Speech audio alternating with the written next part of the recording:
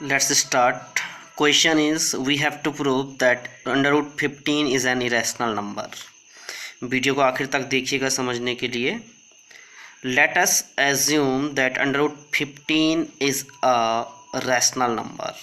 हम इसको उल्टे से प्रूव कर लेते हैं. हमको irrational नंबर प्रूव करना, लेकिन हम ये एज्यूम करके चल रहे हैं कि ये रैशनल नंबर है. Then it can be written in form of p upon q, where p and q both are real number but q is not 0. You know, actually p and q are belongs to z integers. आपने ये पहले भी पढ़ा है, class 9 से पढ़ के आए हैं. थोड़ा सा एक एडिशनल डेफिनेशन यहाँ पे इसकी आती है, वो आपको इसके अंत के प्रूफ में बताएंगे आपको. Under root 15 equals to p upon q, where p and q belongs to integer z but q is not 0. लेकिन q 0 नहीं होना चाहिए. p can be 0 but not necessary. आप इस बात को समझ लें कि हमको इरेशनल नंबर प्रूव करना है, हम इसको रैशनल नंबर मान रहे हैं. अब हम ये बात प्रूव करेंगे कि रैशनल नंबर अगर है तो ये प्रॉपर्टीज़ इसकी सेटिस्फाइड करता है या नहीं करता है. अगर नहीं करेगा तो नहीं होगा, तो हम वो चीज़ को मना कर देंगे. आप समझिएगा. On squaring both sides we have, हम दोनों तरफ स्क्वायरिंग करते हैं तो ये 15 बन जाएगा. ये P square upon Q square हो जाएगा. हमने 15 को यहाँ अपॉन में लिया है. अब इसका मतलब समझें आप, ये है क्या. और Q square equal to P square upon 15. इसका मतलब हो रहा है कि 15 पी स्क्वायर को जब डिवाइड कर रहा है तो इक्वल आ रहा है किसके, क्यू स्क्वायर. और क्यू क्या है, इंटीजर है. इंटीजर मतलब कंप्लीट नंबर, लाइक 1 2 3 4 9 -2 -3 -8 कुछ भी. ये पहले ही कहा दिया गया इंटीजर है. तो जो इंटीजर होगा इसका स्क्वायर भी इंटीजर होता है. यानी कि हम किसी नंबर को डिवाइड करते हैं और वो कोई एक कंप्लीट नंबर आता है, तो ऐसा तभी होता है जब ये कंप्लीट डिवाइड कर रहा है. जैसे 24 को डिवाइड करें 3 से तो 3 8 जा 24, 8 उसका आंसर होने वाला उस समय पे. तो कंप्लीट डिवाइड करने पे, जब डिवाइड कंप्लीट तभी माना जाएगा जब एक कंप्लीट नंबर आ रहा हो, यानी कि इंटीजर आ रहा हो. तो यहाँ पे ये प्रूव कर रहा है कि पी स्क्वायर अपॉन 15 इक्वल आ रहा है क्यू स्क्वायर को, और क्यू क्या होता है, इंटीजर होता है. इसलिए कंप्लीट डिवाइड हुआ है.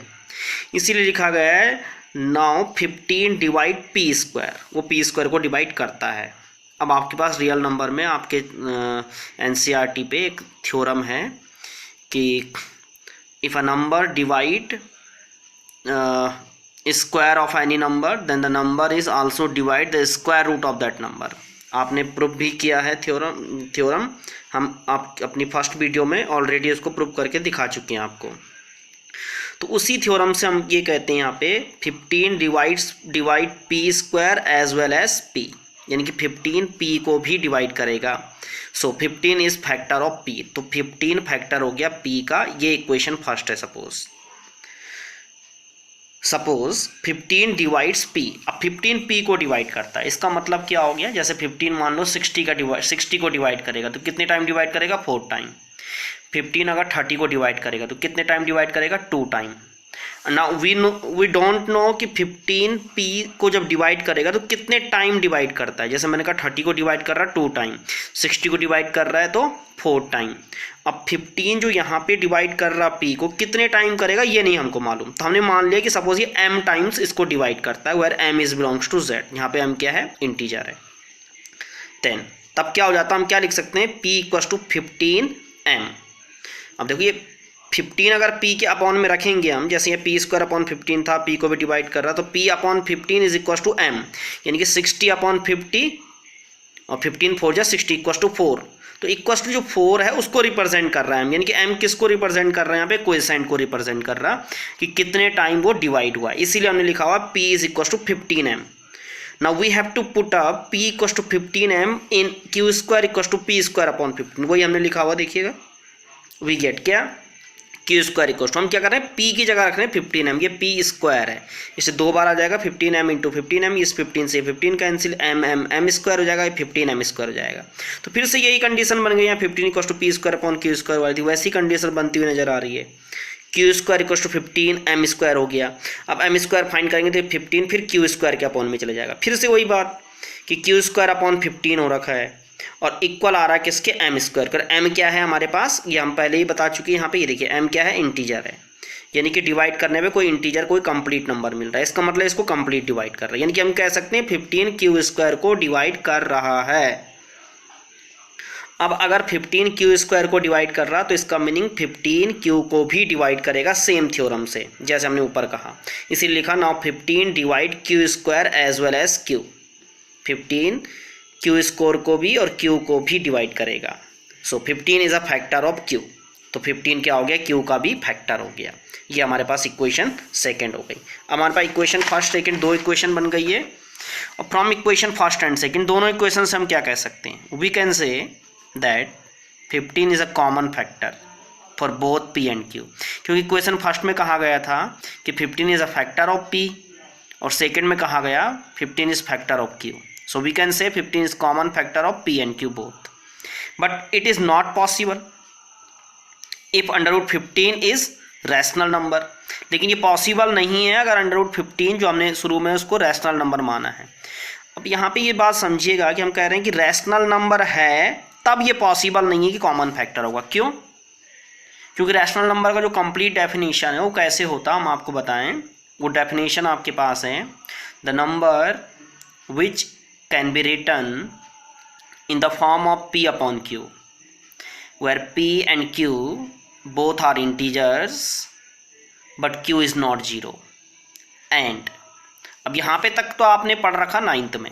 अब 10th में यही चीज़ आपके पास एक्स्ट्रा आ रही है। अब इसको यहाँ पे समझिएगा, डेफिनेशन क्या आ गया, and p and q have no common factor other than 1 और p and q both are co-prime numbers। इसके बारे में को प्राइम नंबर क्या होता हम अपनी फर्स्ट वीडियो में ऑलरेडी आपको समझा चुके हैं। आप वहाँ जाकर देखिएगा कि को प्राइम नंबर किसे कहते हैं। The numbers having HCF is 1 is known as coprime number. इनकी साफ तौर पर कहा गया है कि कंप्लीट, मैं आपको एक एग्जांपल अभी लिख के देता हूँ। सपोज मेरे पास कोई नंबर अभी मैं लिखूँ 20/40, both is written in the form of p upon q। you can see p upon q where p and q both are integers, actually positive integers। q is not 0, q is 40, so it is not possible that q is 0। तो ये आपको आपने class 9 के according चल रहे हैं अगर, तो ये आप कहेंगे कि ये क्या है, आपके पास रैशनल नंबर है। बट यहाँ पर इसको हम rational number, complete rational number नहीं कह सकते, क्योंकि 20 और 40, 20 को हम लिख सकते हैं क्या, 2 × 2 × 5 और 40 को लिख सकते हैं 2 × 2 × 2 × 5। ये 2 देखिए कॉमन है, ये 2 देखिए कॉमन है, ये 5 देखिए कॉमन है। इतने सारी कॉमन चीज़ें मिल गई, तो तब तक इसको कंप्लीट रैशनल नंबर नहीं कह सकते हम। इसको हमको रिड्यूस करना पड़ेगा। यहाँ पे क्या बचा 1/2।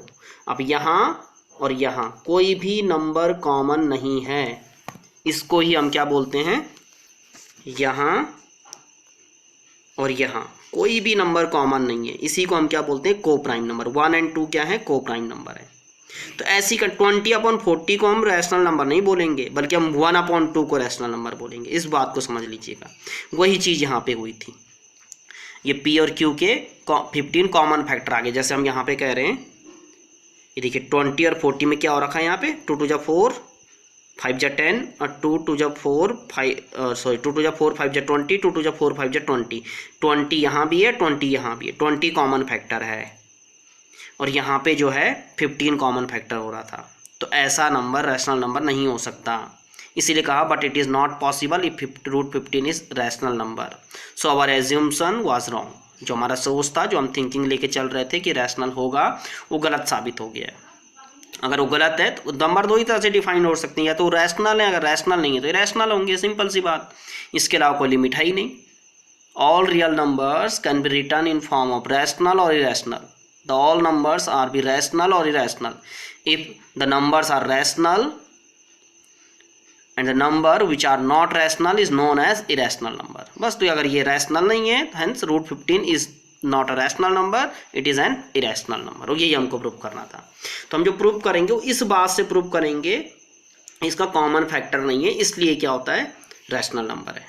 आप इसको ध्यान से देखिएगा, इसमें कुछ टर्म जो है आपके पास वो बहुत इंपॉर्टेंट है। यहाँ पे जो कुछ कंडीशंस आपको बताइए क्वेश्चन फर्स्ट, ये वाला पार्ट बहुत इंपॉर्टेंट है, आप इसको बहुत ध्यान से समझिएगा।